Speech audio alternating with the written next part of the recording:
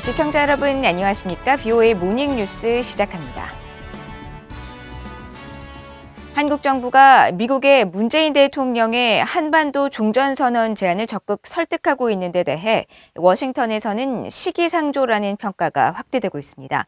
핵무력을 강화하며 비무장지대 인근에 병력을 집중 배치한 북한과의 종전선언은 한국 안보를 위태롭게 하고 유엔군 사령부 해체 빌미만 줄 것이라는 우려가 나옵니다.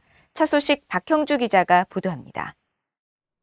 미국의 군사 전문가들은 한국 정부가 최근 거듭 주장하고 있는 종전선언과 관련해 남북한 최전선에 집중된 군사력 축소를 가장 기본적인 요건으로 꼽았습니다. 버웰 벨 전 한미연합사령관은 VOA에 보낸 성명에서 북한 지상군의 병력 70% 이상이 비무장지대에 근접해 있는 데다 서울을 직접적으로 위협하는 대포와 미사일포의 전진 배치는 심각한 상시 위협에 해당한다고 말했습니다. 그러면서 종전선언은 단순한 정치적 선언으로 볼 수 없고 북한군의 태세 변화가 요구되는 조건으로 봐야 한다고 강조했습니다. 제임스 셔먼 전 한미연합사령관은 휴전 상태를 벗어나려면 협상을 거쳐 도출된 평화조약이 필요하고 여기에는 세부 사항이 충분히 담겨 있어야 한다고 밝혔습니다. 종전선언은 단순히 정치적 성명으로 충분하지 않고 구체적인 세부 사항이 중요하다는 것으로 한국 정부가 종전선언을 평화협정과 다른 정치적 선언으로 규정한 것은 비현실적이라는 것입니다. 브루스 클링너 헤리티지 재단 선임연구원은 문재인 대통령이 종전선언을 정치적 선언이라고 강조하는 것은 의미를 축소해 미국을 설득하려는 것이라고 지적했습니다. What they've tried to do is convince the U.S. to sign something by downplaying its significance. They say it's a political document. It would have no impact on security in the Korean Peninsula. And my response is, well, if it would have no impact, what's the utility of it? And what's the purpose? 미국 국방부 산하 국방정보국 분석관과 국방부 선임 동북아 정보분석관을 지낸 브루스 벡톨 엔젤로 주립대 교수는 문재인 대통령의 북한 관련 목표는 모든 면에서 분명히 실패했다고 지적했습니다. 그러면서 문 대통령이 달성할 수 있는 한 가지 분명한 목표는 바로 평화체제 실현이라면서 만약 그런 일이 일어난다면 문 대통령은 남북 관여의 유산으로서 성공을 남기게 된다는 뜻이고 실제로 이것이 긴급한 것이라고 진단했습니다. 하지만 종전선언이 단순히 정치적 상징적 제스처로 끝나는 대신 한국 전쟁을 계기로 구축된 한국에 대한 유엔의 보호망을 훼손할 위험이 크다고 우려했습니다. They would like to see United Nations Command go away. Certainly that, at least in the public optics, also affects CFC and affects the future of U.S. troops on the Korean Peninsula because the North Koreans are going to claim, well, if we have a peace agreement, why do you need U.S. troops on the peninsula? 킹 멜로리 랜드 연구소 국제위기안보센터 국장은 미국은 어떤 회담에서도 북한이 법적 구속력이 있고 검증 가능한 정치적 약속과 군축 약속을 지속해서 준수해야만 최종적으로 한반도에서 병력의 단계별 감축이 이루어질 것이라는 점을 분명히 해야 한다고 말했습니다. VOA 뉴스 박형주입니다. 유엔 총회에서 군축을 담당하는 제1위원회 회의가 진행되는 가운데 유엔 안보리 상임이사국인 프랑스는 북한이 미사일 발사를 지속하며 비핵화 협상을 거부하는 상황을 용납할 수 없다고 비판했습니다. 유엔 주재 프랑스 대표부의 얀황 대사는 13일 대량 살상 무기 WMD 문제를 논의한 유엔 총회 제1위원회 회의에서 북한의 추가 미사일 발사는 북한이 유엔 안보리 결의를 무시하고 대량 살상 무기와 운반 수단 관련 프로그램을 지속하고 다양화하려는 결의를 보여주는 것이라고 지적했습니다. 그러면서 북한이 완전하고 검증 가능하며 되돌릴 수 없는 비핵화, 즉 CVI들을 위한 대화에 선의를 갖고 진지하게 임하는 것을 거부하면서 제재를 조직적으로 회피하려는 것은 용납할 수 없다고 강조했습니다. 유엔 주재 아일랜드 대표도 이날 발언에서 북한에 대해 핵 프로그램과 탄도미사일 프로그램을 완전하고 검증 가능하며 돌이킬 수 없는 비핵화 CVID 방식으로 포기할 것을 촉구했으며 동유럽의 폴란드 대표도 북한의 비핵화 대화에 관여하고 핵과 탄도미사일 관련 활동을 포기해야 한다고 강조했습니다. 미국의 정보수장인 국가정보국장이 북한을 오랫동안 이어져온 위협으로 꼽았습니다. 또 미국이 직면한 위협 환경이 빠르게 변하고 있고 국제 문제와 국내 문제의 경계가 허물어지고 있다고 설명하면서 중국을 최대 위협으로 꼽았습니다. 조은정 기자가 보도합니다. 에브릴 헤인스 미국 국가정보국장은 13일 미국 변호사협회가 주최한 화상대담에서 북한과 대량 살상 무기는 우리가 오랫동안 상대하고 있는 전통적인 위협이라고 밝혔습니다. 헤인스 국장은 그러나 미국이 직면한 위협 환경이 변하고 있다면서 국내 문제와 국제 문제의 경계가 허물어졌다고 말했습니다. I think in some respects, what's most interesting is what is shifting, right? Like as opposed to, threats that we've had for a long time that we continue to have, like, thinking about DPRK or weapons of mass destruction or issues that are sort of classic for us. And 헤인스 국장은 그러면서 세계화의 진전으로 이동이 빨라져 전 세계 어느 곳에서 일어난 위협도 신속하게 미국에 대한 위협이 될 수 있다면서 세계적인 대유행병이나 테러 활동을 예로 들었습니다.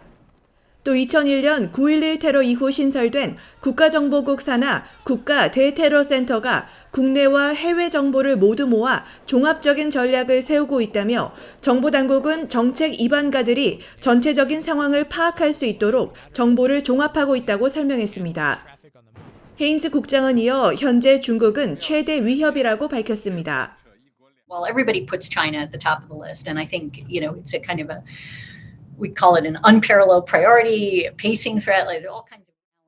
헤인스 국장은 지난 4월 상원정보위원회 전세계 위협평가 청문회에 출석해 미국 정보당국의 연례 위협평가와 관련해 미국에 대한 주요 위협국으로 중국, 러시아, 이란, 북한을 지목한 바 있습니다.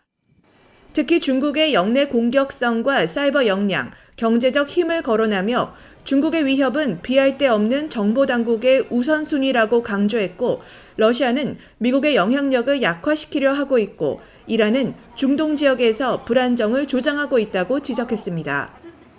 헤인스 국장은 북한의 경우 미국과 동맹국들 사이의 균열을 일으키기 위해 핵실험이나 대륙간 탄도미사일 시험 발사를 재개할 수 있다고 내다봤습니다. VOA 뉴스 조은정입니다. 미국 의회 공화당 의원들이 조 바이든 대통령의 북한 문제를 비롯해 전반적인 대외 정책을 비판하며 정치적 공세 수위를 높이고 있습니다. 내년 중간 선거를 염두에 둔 것으로 보이는데 민주당 의원들과는 큰 견해 차이가 있습니다. 이조은 기자가 보도합니다. 지난 7일 미 상원 본회의장 연단에 나선 미치 매코넬 공화당 대표는 조 바이든 대통령과 민주당을 동시에 겨냥하면서 바이든 행정부의 외교 정책을 강하게 비판했습니다. While Americans contend with Democrats' self-created border crisis and inflation crisis, our foreign policy is in crisis as well. The Biden administration's disastrous retreat from Afghanistan may be over, but the danger to the American citizens and Afghan partners it left behind certainly is not over. 매코넬 대표는 또 미국의 적국과 동맹국은 모두 바이든 대통령의 아프간 참사로부터 동맹과 이익을 수호하려는 미국의 의지에 대한 새로운 결론을 도출하고 있다고 주장했습니다. 1년 이상 남은 내년 11월 8일 중간선거에 앞서 공화당 측의 이 같은 바이든 행정부의 대외 정책에 대한 비판은 러시아, 중국, 이란을 비롯해 북한도 포함됩니다. Pyongyang is putting on another master class in how despots disdain the so-called rules-based international order. Literally, while a North Korean official was haranguing the UN in a speech about the, quote, consequences it will bring in the future in cases it tries to encroach upon its sovereignty. 공화당의 존 바라소 상원 의원도 지난달 말 본회의 연설에서 북한의 우라늄 농축 확대와 아프간 철군 후 북한의 잇단 탄도미사일 시험을 연관지으며 바이든 대통령의 대외 정책은 실패라고 주장했습니다. 조 바이든 대통령은 아프간군의 급속한 몰락은 예측하지 못했지만 모든 비상사태에 대비했다면서 아프간 철군 결정의 당위성에 물러서지 않았습니다. So when I hear that we could have, should have continued the so-called low-grade effort in Afghanistan at low risk to our service members, at low cost, I don't think enough people understand how much we've asked of the 1% of this country who put that uniform on. 민주당의 중진 의원들은 바이든 행정부가 아프간의 정부와 군의 역량을 꿰뚫어 보지 못했다고 지적하면서도 아프간주둔이 더 나은 결과를 가져왔을 것이라는 견해에 대해 회의적입니다. 또 북한 문제에 대해선 바이든 행정부의 세밀하게 조율된 실용적 대북정책 접근법을 지지한다는 입장입니다. 이런 가운데 민주당 의원들은 최근 북한의 잇단 미사일 발사에 대해선 별다른 반응을 내놓지 않고 있습니다. BA 뉴스 이존입니다. 미국과 한국, 일본 등 세계 주요 국가들의 신종 코로나 바이러스 백신 접종률이 60에서 70%에 육박하는 가운데 전 세계에서 북한을 포함한 3개 나라만이 백신 접종을 하지 않은 것으로 나타났습니다. 세계보건기구 WHO의 테드로스 아드하놈 게브레예수스 사무총장은 13일 코로나 상황 브리핑에서 아직 3나라가 백신 접종을 시작하지 않았다면서 아프리카 국가 부룬디와 에리트레아 그리고 북한을 지목했습니다. 게브레예수스 총장은 국제 백신 시장에서 실질적으로 배제된 56개 나라는 지난달까지 전체 인구의 10%를 접종한다는 목표를 달성하지 못했고 대부분 아프리카 지역에 집중돼 있다면서 국제 백신 공급망을 통제하고 있는 국가와 기업들이 국제 백신 공동구매 프로젝트인 코백스 공급에 우선순위를 둘 것을 거듭 요청한다고 밝혔습니다. 북한은 공개적으로 코로나 확진자가 없다는 주장을 유지하고 있는 가운데 현재 코백스를 통한 백신 공급도 사실상 거부하고 있는 것으로 알려졌습니다. 제1한인 북송 사업으로 북한에 입국했다가 탈북해 일본에 거주하는 5명이 북한 정부를 상대로 제기한 손해배상 소송의 첫 재판이 14일 도쿄지방법원에서 열렸습니다. 17살 때 북송선을 탄 제1한인 가와사키 에이코 씨는 이날 원고 측 구두 변론에서 북한의 선전물에 지상 낙원이라고 돼 있어 속았다면서 당시 북한 항구에 도착했을 때 환영해주던 군중이 모두 영양 상태가 나쁘고 여위여서 놀랐다고 말했다고 교토통신 등 일본 언론이 전했습니다.